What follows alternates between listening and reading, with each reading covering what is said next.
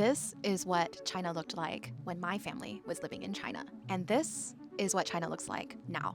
So why is it that most Asian Americans actually view their ancestral homelands favorably, except for Chinese Americans?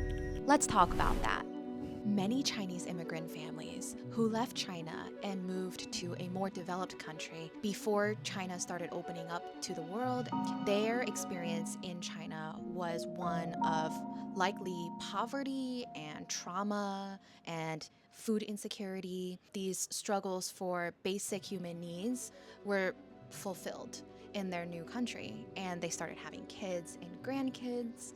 And when their kids and grandkids, myself included, asked them about China, their description was one describing China as this very poor, dangerous, and polluted place that was not desirable to visit. My family never really encouraged me to visit China when I was growing up because they told me, we have built a life in America. Don't even think about looking back and asking questions about our past, because maybe it came from a place of trauma for them. They didn't want to talk about it. I grew up with no real information about my family's past and China's development.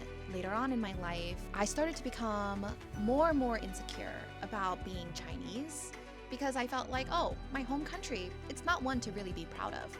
A 2023 Pew Research study shows that most Asian Americans actually view their ancestral homelands favorably, except for Chinese Americans. And my theory is that many Chinese Americans have little to no exposure to China and how China has changed over the past few decades.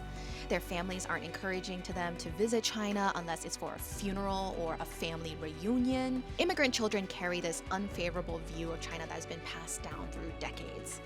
And it wasn't until I did a homecoming trip to China 2 years ago that I really started to understand more of what China really is beyond what my family told me it was. That is ultimately why we are in China right now, living here full time.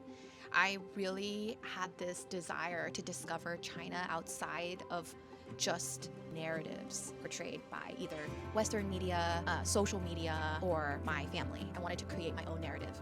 I think it's really important to visit your ancestral homeland and form your own opinions to help you understand yourself and your family more. Let me know if any of this resonated with you.